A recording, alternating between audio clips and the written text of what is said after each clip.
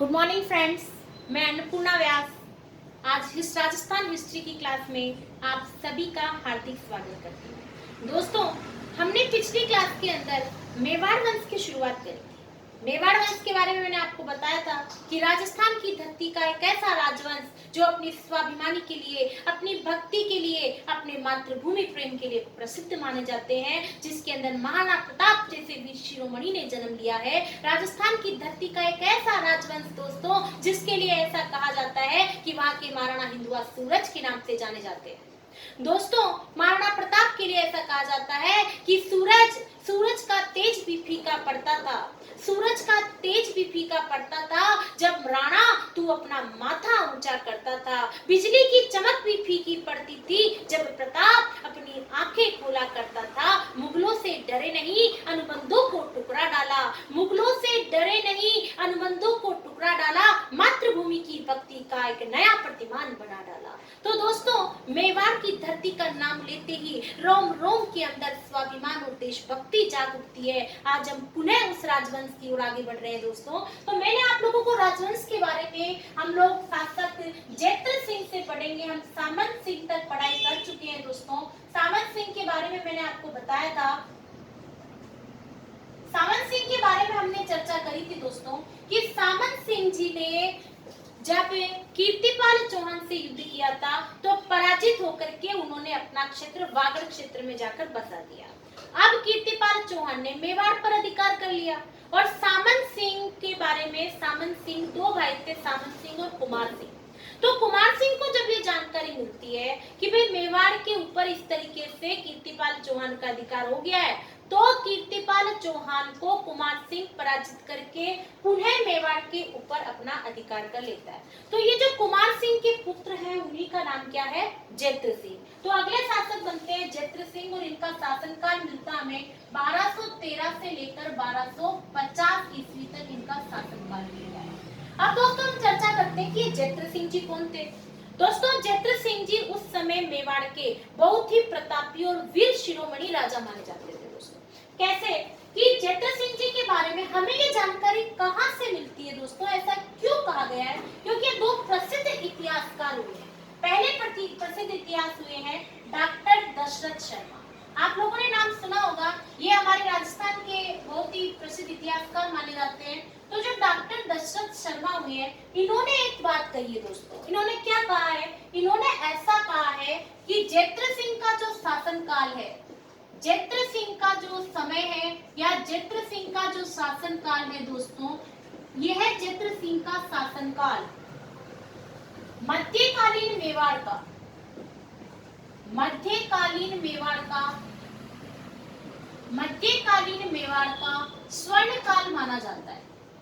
मध्यकालीन मेवाड़ का स्वर्ण काल माना जाता है। दोस्तों, स्वर्ण काल के बारे में आप समझते होंगे कि सबसे अच्छा समय, किसी शासक का समय जो कि उस रियासत के लिए सबसे अच्छा निकला हो, हर तरीके से, दुश्मन की नजर से, आर्थिक नजर से, विकास की नजर से, हर तरीके से जिस राजा का शासनकाल प्रजा के लिए, राज्य के लिए, सुरक्षा की नजर से सबसे अच्छा बीता होना, वो ही समय स्वर्ण काल कहलाता है दोस्तों। तो यहाँ पर मध्यकालीन मेवाड़ का जो स्वर्ण काल बताया जा रहा है, वो जैत्र सिंह का शासनकाल बताया जा रहा है। और ऐसी बात कौन कह रहे हैं दोस्तों? डॉक्टर दशरथ शर्मा कह रहे हैं। डॉक्टर दशरथ शर्मा ऐसा कह रहे हैं कि भाई मध्यकालीन मेवाड़ का स्वर्णकाल जैत्र सिंह का शासनकाल कहलाता है। इसका मतलब जैत्र सिंह बहुत अच्छा राजा था। एक प्रसिद्ध इतिहासकार और हुए दोस्तों, डॉक्टर गौरीशंकर हीराचंद ओझा। डॉक्टर गौरीशंकर हीराचंद ओझा। ये जो डॉक्टर गौरीशंकर हीराचंद ओझा हुए हैं, इनका ऐसा कहना है, ये डॉक्टर गौरीशंकर हीराचंद ओझा ऐसा कहते हैं कि राजस्थान के अंदर जैत्र सिंह एकमात्र ऐसे शासक थे, क्योंकि जैत्र सिंह के समय दोस्तों दिल्ली के अंदर गुलाम वंश आया था। ठीक है, तो डॉक्टर गौरीशंकर हीराचंद ओझा ऐसे कहते हैं कि दिल्ली सल्तनत के गुलाम वंश को पराजित करने वाला राजस्थान का एकमात्र शासक कौन था? जैत्र सिंह था। कैसे पराजित किया उसके बारे में चर्चा अपन करेंगे, लेकिन गौरीशंकर हीराचंद ओझा ने क्या कहा कि दिल्ली सल्तनत का, ये दो लाइनें हमें बहुत ही अच्छे से याद रखनी है कि दिल्ली सल्तनत के गुलाम वंश को, दिल्ली सल्तनत के गुलाम वंश को पराजित करने वाला, दिल्ली सल्तनत के गुलाम वंश को पराजित करने वाला राजस्थान का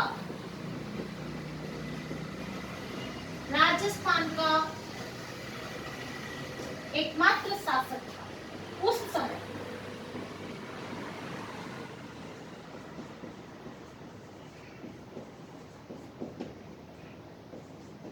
तो दोस्तों ये बात डॉक्टर गौरीशंकर हीराचंद ओझा ने कही है कि उस समय जत्र सिंह के समय जो सबसे वीर पुरुष, सबसे प्रतापी शासक था, शासक तो और भी प्रतापी थे, लेकिन जत्र सिंह एक ऐसा शासक था जिसने दिल्ली के गुलाम वंश को पराजित किया था। दिल्ली सल्तनत पर उस समय गुलाम वंश का शासनकाल था। अब दोस्तों हमने ये चीज जत्र सिंह के बारे में जानी कि ये दो बातें कही है, और इन दोनों लाइनों के माध्यम से, इन दोनों इतिहासकारों के कथन के अनुसार हम ये बात आराम से कह सकते हैं कि जत्र सिंह एक बहुत अच्छा शासक था, बहुत प्रतापी शासक था। उसका शासनकाल स्वर्णकाल कहलाया और उसने गुलाम वंश को पराजित किया, यानी उसने विजय हासिल करी, यानी उसने मेवाड़ की रक्षा करी।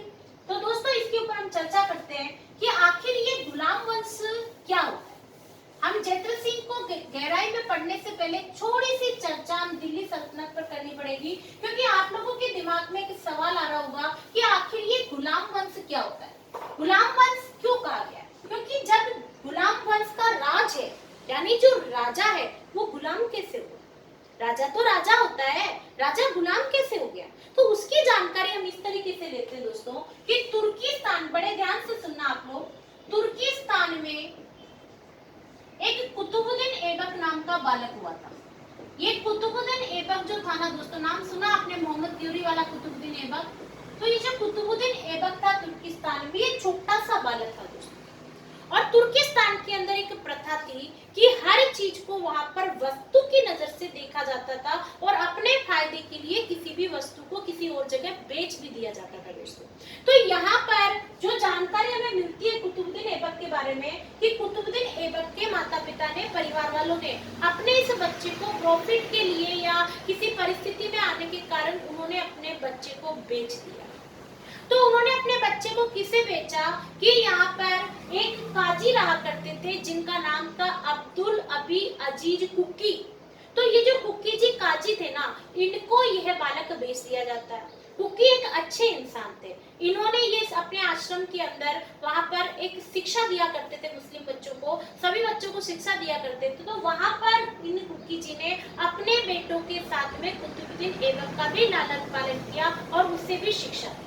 तो दोस्तों जब कुतुबुद्दीन ऐबक को शिक्षा दी गई और पूरा लालन पालन किया, तो कुतुबुद्दीन एक वफादार व्यक्ति था, ईमानदार व्यक्ति था।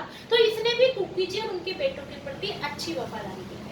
जब कुकी जी जब तक जीवित रहे तब तक कुतुबुद्दीन ऐबक उनकी सेवा में रहा, और जब कुकी जी की मृत्यु हो जाती है तो उनके जो बेटे होते हैं वो क्या करते हैं, वो भी प्रॉफिट के लिए कुकी जी के बेटे वापस सोचते हैं कि अब इस कुतुबुद्दीन ऐबक का अपन क्या करेंगे यार, और इसका लालन पालन। तो उन्होंने क्या किया, कुतुबुद्दीन ऐबक को और किसी व्यक्ति को बेच दिया अपने प्रॉफिट के लिए, यानी ये आगे से आगे गुलाम चलता आ रहा है। तो जब कुतुबुद्दीन ऐबक को बेचा गया तो कुतुबुद्दीन ऐबक को पुनः किसी व्यक्ति को बेचा गया, जिस व्यक्ति का नाम था मोहम्मद गोरी।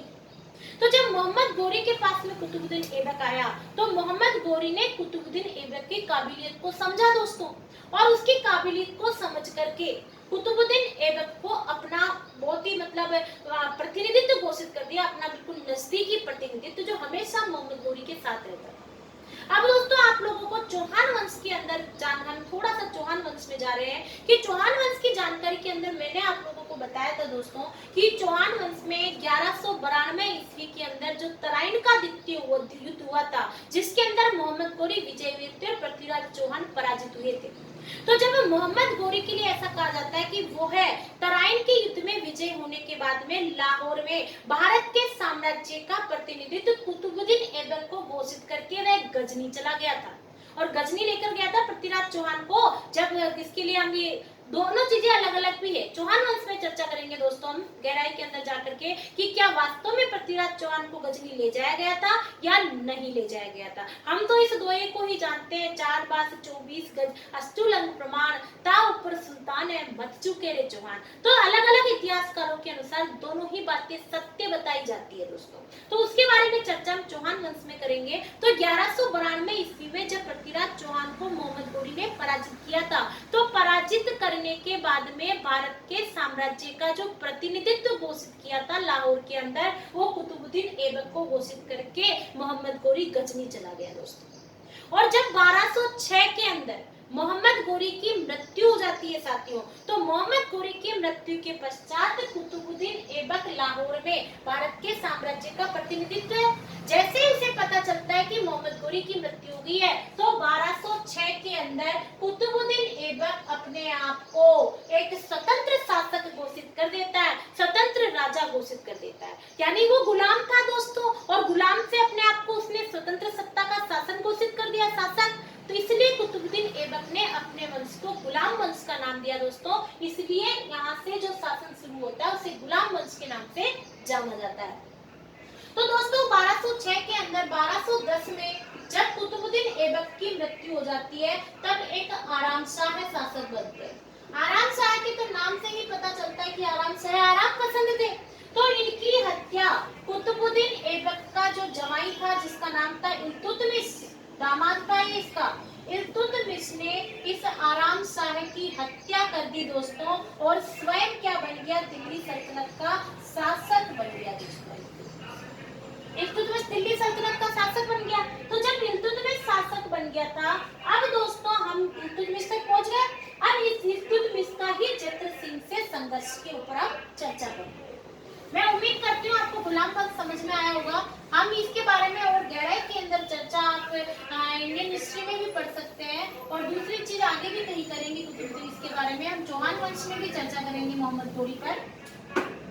तो दोस्तों अब देखो जत्र सिंह का शासनकाल है 1213 से 1250, और हमारे पास में जब हम इल्तुतमिश के ऊपर चर्चा करें तो इल्तुतमिश 1210 के आसपास शासक बन गया है, यानी इल्तुतमिश इसके समकालीन है। तो एक तरफ तो है जत्र सिंह, ध्यान से देखिएगा दोस्तों, एक तरफ तो है हमारे पास में जत्र सिंह और दूसरी तरफ है इल्तुतमिश।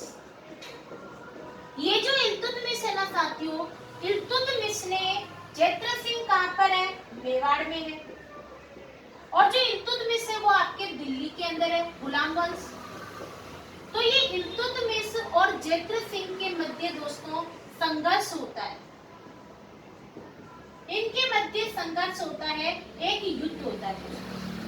ये इल्तुतमिश जो है जत्र सिंह को पराजित करने के लिए बार बार नागदा पर भी आक्रमण करता था। नागदा यहाँ की राजधानी थी दोस्तों। मैंने आप लोगों को बीच में बताया था कि अलट ने अपनी राजधानी आहड़ को बनाया, लेकिन उसने नागदा को हटाया नहीं था, उसने आहड़ को भी अपनी राजधानी बनाया, यानी नागदा तो थी राजधानी। तो बार बार नागदा पर ये आक्रमण करता था। कौन कर रहा था, इल्तुतमिश आक्रमण कर रहा था ये। और ये संघर्ष जो मेन युद्ध हुआ था दोस्तों, वह युद्ध हुआ था दोनों के मध्य 1227 ईस्वी के अंदर ये युद्ध हुआ था, जिसे भूताला के युद्ध के नाम से जाना जाता है। जिसे किस नाम से जाना जाता है दोस्तों, भूताला के युद्ध के नाम से हम इस संघर्ष को जानते हैं। इस युद्ध के अंदर जत्र सिंह की विजय होती है दोस्तों, और इसमें इल्तुतमिश जो होता है पराजित होता है। कुछ इतिहासकार इसके युद्ध का समय फिक्स नहीं करा पाते हैं, तो वो ये भी कहते हैं कि ये युद्ध 1222 से लेकर 1229 के मध्य हुआ था, लेकिन प्रॉपर समय क्या है नहीं पता।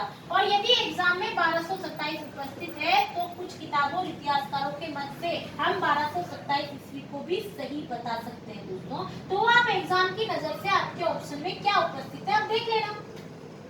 तो दोस्तों मेवाड़ के ऊपर जब इल्तुतमिश ने आक्रमण किया था, तो जत्र सिंह ने इल्तुतमिश को पराजित कर दिया था, लेकिन इल्तुतमिश ने नागदा को बुरी तरह से तहस नहस कर दिया था दोस्तों। नागदा को ध्वस्त कर दिया था, बुरी तरीके से तहस नहस कर दिया था।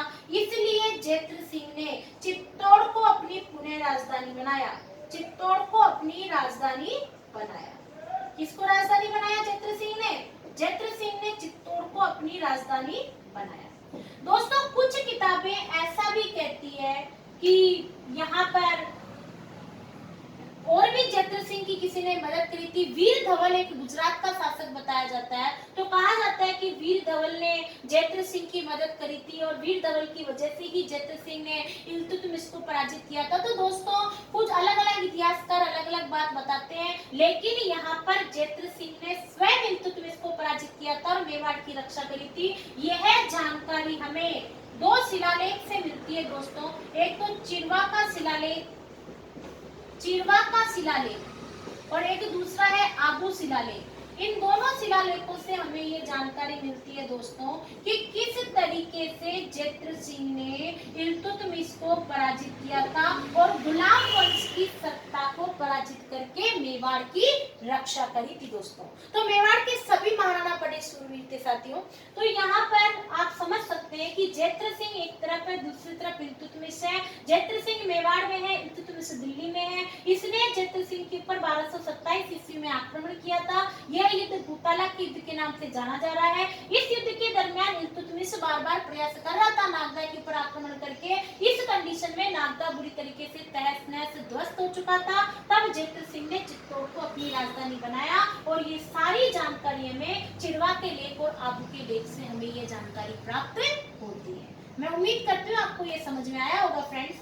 आगे देखते हैं अपन जयद्रथ सिंह के बाद आगे चलते साथियों अपन। मैंने आप लोगों को पिछली क्लास में बताया था कि सामंत सिंह को जालोर के शासक कीर्तिपाल चौहान ने पराजित किया था, मेवाड़ पर अधिकार किया था दोस्तों। तो जो कीर्तिपाल चौहान था ना, उसके बाद में जालोर का शासक बना था उदय सिंह चौहान। जालोर का जो शासक था दोस्तों उस समय, वो शासक बना, कौन बना? उदय सिंह चौहान। ये जो उदय सिंह चौहान था ना, इन्होंने सोचा कि यार ये जो जयद्रथ सिंह है, जयद्रथ सिंह बहुत ही वीर पुरुष था मेवाड़ के अंदर।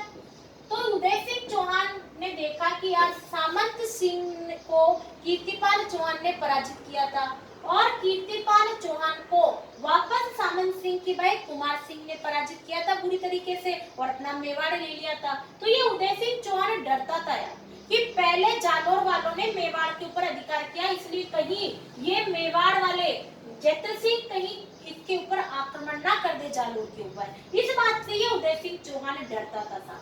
डरने का मतलब डरते नहीं थे, एक थोड़ा सा भय था कि यार युद्ध हो जाएगा। तो इस चीज को सही करने के लिए अपने संबंध अच्छे स्थापित करने उदय सिंह चौहान जो है मेवाड़ के साथ में अच्छे संबंध बनाकर रखना चाहते थे, क्योंकि कोई कारण भी नहीं था लड़ाई का। अच्छे संबंध बनाकर रखना चाहते थे। ये चाहते थे कि भाई मेवाड़ के साथ अच्छे संबंध रहे, हमारे अच्छे संबंध बनाकर रखना चाहते थे। कौन रखना चाहते थे? जालोर के शासक उदय सिंह चौहान। तो इस अच्छे संबंध रखने के लिए जयद्रथ सिंह के एक बेटा था साहब, जिसका नाम क्या था? तेज सिंह, जो आगे जाकर के मेवाड़ का शासक बनेगा। तो इनका बेटा था तेज सिंह, जयद्रथ सिंह का। तो ये जो तेज सिंह जी इनके बेटे थे ना, इनके बेटे के साथ में उदय सिंह जी चौहान की एक बेटी थी जिनका नाम था चचक देवी या रूपा देवी। ये दो ही इनके नाम थे, चचक देवी और रूपा देवी। ये अति सुंदर थी दोस्तों, बहुत सुंदर। तो ये चचक देवी और रूपा देवी का विवाह है उदय सिंह चौहान ने जयद्रथ सिंह के बेटे तेज सिंह के साथ में विवाह कर दिया। क्या कर दिया दोस्तों? विवाह कर दिया। और इस विवाह से मेवाड़ के और जालोर के मध्य अच्छे संबंध स्थापित हो चुके। ठीक है दोस्तों, तो ये भी एक जानकारी होनी चाहिए हमें। आगे चलते हैं अपन।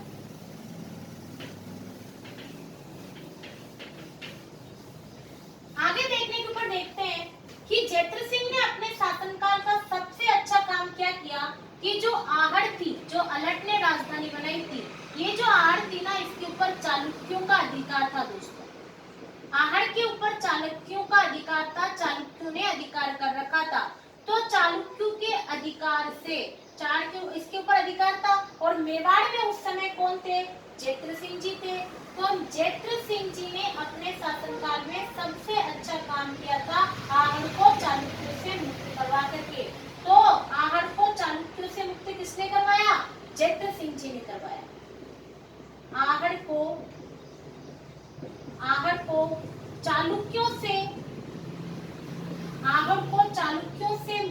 करवाया। किसने करवाया दोस्तों? आरआर को चालुक्यों से मुक्त किसने करवाया?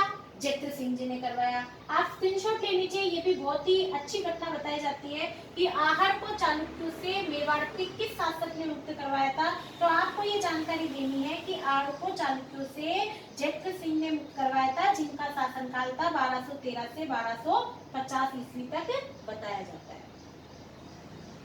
ठीक है दोस्तों, तो आगे चर्चा करते हैं अपन मेवाड़ के बारे में, जैत्र सिंह जी के बारे में एक दो चीजें और देख लेते हैं, उसके बाद में हम आगे चर्चा करेंगे। जैत्र सिंह जी ने आहार को चालुक्य से मुक्त करवाया। अब दिल्ली के ऊपर जब नासिरुद्दीन महमूद 1248 ईस्वी की एक घटना है, 1248 ईस्वी में दिल्ली के अंदर नसीरुद्दीन महमूद का शासनकाल था। नसीरुद्दीन महमूद, इन्होंने भी क्या किया था? नसीरुद्दीन महमूद ने भी अपने जैत्र सिंह जी के ऊपर मेवाड़ पर आक्रमण किया था, मेवाड़ पर, और इसमें भी जैत्र सिंह जी ने विजय हो गए थे, मेवाड़ की रक्षा करी थी और नसीरुद्दीन महमूद को इन्होंने पराजित करके वहां से बेच दिया था। तो इस तरीके से ये सारी घटनाएं घटित हुई थी जैत्र सिंह जी के शासनकाल में। ठीक है दोस्तों, आगे चलते हैं। अगले शासक बनते हैं जैत्र सिंह जी के ही बेटे तेज सिंह जी।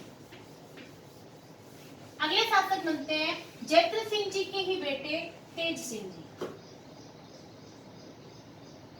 तेज सिंह जी के बारे में हमने पहले भी चित्रकलाओं में भी इनका नाम सुना है दोस्तों। तेज सिंह जी मेवाड़ के शासक बनते हैं, जिनका शासनकाल बताया जाता है 1250 से लेकर 1273 ईस्वी। ये जो तेज सिंह जी थे ना, इनको उपाधि मिलती है परम भट्टारक। इन्हें उपाधि दी गई परम भट्टारक, महाराजा धीराज, परम भट्टारक, महाराजा धीराज, परमेश्वर, परम भट्टारक, महाराजा धीराज, परमेश्वर की इन्हें उपाधि दी गई। अब दोस्तों हमने देखा था कि जैत्र सिंह ने इल्तुतमिश को पराजित किया था। अब जब जैत्र सिंह के बाद में बेटा तेज सिंह शासक बनता है, तो इल्तुतमिश का एक सेनापति होता है दोस्तों बलबन। ये बलबन सोचता है कि यार हम इनको जैत्र सिंह जी को तो पराजित नहीं कर पाए, पर क्या मैं तेज सिंह को भी पराजित नहीं कर सकता? तो यह 1253 और 54 के पास मेवाड़ के ऊपर आक्रमण कर देते हैं और इस युद्ध के अंदर तेज सिंह जी विजयी होते हैं और बलबन को पराजित कर देते हैं। बलबन को पराजित कर देते हैं। दूसरी एक घटना और होती इनके जीवन की घटित, आपने बिसलदेव चौहान का नाम सुना होगा।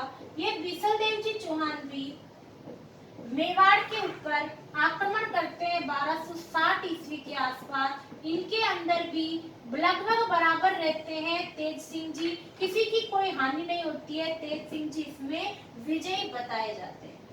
तो दोस्तों इस तरीके से ये छोटी छोटी घटनाएं तेज सिंह जी के जीवन की बताई जाती है। और इनके शासनकाल में एक महत्वपूर्ण घटना घटित हुई थी, घटना नहीं है वो एक बहुत अच्छी बात है दोस्तों, कि 1260 ईस्वी में मेवाड़ सेविका, हमने राजस्थानी चित्रकलाएं पढ़ी है, नहीं पढ़ी है तो अगली क्लासों के अंदर देखेंगे हम कि 1260 ईस्वी में मेवाड़ सेविका जो प्रथम चित्रित ग्रंथ है, प्रथम चित्रित ग्रंथ मेवाड़ सेविका प्रथम चित्रित ग्रंथ जो है वो कमल चंद्र के द्वारा, किसके द्वारा? कमल चंद्र के द्वारा आहड़ में चित्रित किया गया, आहड़ में चित्रित किया गया, जिसका नाम क्या था दोस्तों? मैं उम्मीद करती हूँ आपको याद होगा, हमने मेरी ऑफलाइन क्लासेस में देखा है, श्रावण प्रतिकर्मण सूत्र चूर्णी, श्रावण प्रतिकर्मण सूत्र चूर्णी। यह एग्जाम के अंदर आपके कई बार पूछा गया है, एलटीसी एग्जाम में, आरएस के एग्जाम में, कांस्टेबल के एग्जाम में सेल्फ क्वेश्चन उपस्थित था कई बार लैंग्वेज बदल करके कि श्रावण प्रतिकर्मण सूत्र चूर्णी ग्रंथ का चित्रकार कौन है? कमल चंद्र। श्रावण प्रतिकर्मण सूत्र चूर्णी मेवाड़ के किस शासक के समय चित्रित किया गया? तेज सिंह के समय। राजस्थान मेवाड़ शैली का प्रथम चित्रित ग्रंथ कौन सा है? श्रावण प्रतिक्रमण सूत्रचूर्णी। कमल चंद्र का संबंध राजस्थान की किस शैली से है? मेवाड़ शैली से। इस तरीके के कई क्वेश्चन आपके एग्जाम में उपस्थित थे साथियों, और आगे भी होंगे। ठीक है, तो ये होते हैं तेज सिंह जी, जिनका शासनकाल है 1250 से 1273 ईस्वी, जिन्हें उपाधि दी गई है परम भट्टारक महाराजा धीराज परमेश्वर की। दोस्तों तेज सिंह जी ने 1253-54 ईस्वी में बलबन ने इसके ऊपर आक्रमण किया था, जिसमें तेज सिंह जी विजय होते हैं, बलबन पराजित होते हैं, बीसलदेव और तेज सिंह के मध्य भी युद्ध होते हैं। 1260 ईस्वी में मेवाड़ शैली में प्रथम चित्रित ग्रंथ किसने चित्र किया है? कमल चंद्र ने आर के अंदर, जिन्होंने ग्रंथ लिखा है श्रावण प्रतिक्रमण सूत्रचूर्णी। आगे देखते हैं दोस्तों, तेज सिंह जी के बाद में शासनकाल आता है समर सिंह जी का।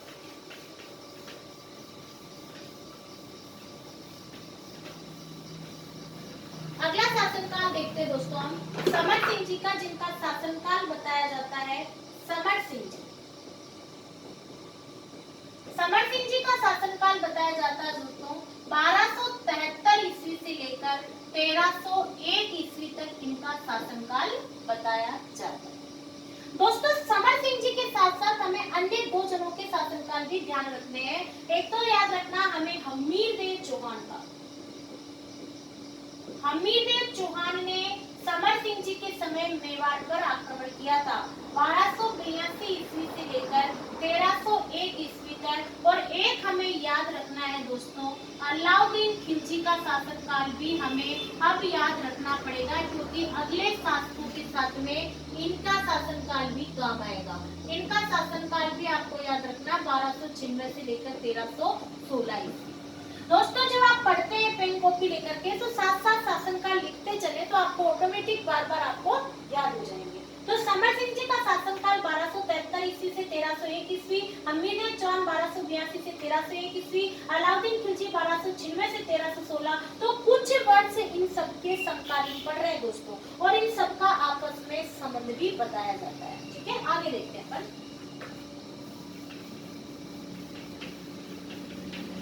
सबसे पहली बात, ये जो समर सिंह जी थे, इनके दो पुत्र हुए दोस्तों। पहले पुत्र का नाम था रतन सिंह, जो कि मेवाड़ का शासक बनते हैं, और अगला पुत्र है कुंभकर्ण। ये दो पुत्र इनके हुए। रतन सिंह जी तो मेवाड़ के शासक बनेंगे दोस्तों, मेवाड़ के शासक बनेंगे। 1301 से लेकर 1303 तक इनका शासनकाल रहेगा, 1301 से 1303 तक। और जो कुंभकर्ण है, ये नेपाल चले गए थे साहब, और इन्होंने नेपाल में जाकर गुहिल वंश की स्थापना करी। इन्होंने नेपाल में जाकर गुहिल वंश की स्थापना करी। किसकी स्थापना करी दोस्तों? गुहिल वंश की स्थापना करी। नेपाल में जाकर गुहिल वंश की स्थापना करी थी दोस्तों। ठीक है दोस्तों, तो ये इस तरीके से हमारे पास में आते हैं। समर सिंह जी के बारे में हम और भी बहुत सारी चर्चा करेंगे दोस्तों। इन्होंने मेवाड़ के अंदर अलाउद्दीन खिलजी के सेनापति उल्लू खां को हमारे मेवाड़ से होकर नहीं निकलने दिया था दोस्तों। निकलने दिया, दंड लेकर के निकलने दिया, ऐसे नहीं निकलने दिया था, उसे दंडित किया था, उससे पैसे लेकर हमारे मेवाड़ से निकलने दिया था, तब जाकर के वो गुजरात जा पाया था। तो दोस्तों हम समर सिंह जी के बारे में और भी बहुत सारी बातें पढ़ेंगे। इसके बाद में हम बहुत अच्छे शासक रतन सिंह जी के साथ में रानी पद्मावती की वीरांगना की गाथा पढ़ेंगे दोस्तों। इन सभी के साथ में मैं फिर उपस्थित होंगी। तब तक के लिए आप सुरक्षित रहें, ध्यान रखें अपना, और अपनी पढ़ाई को और कंटिन्यू करते रहें दोस्तों, क्योंकि हम पढ़ाई करेंगे तो ही हम लक्ष्य को हासिल कर पाएंगे दोस्तों। ठीक है, तो आप अपना ध्यान रखें, सुरक्षित रहें। थैंक्स, और मेरे वीडियो को जरूर शेयर करें दोस्तों।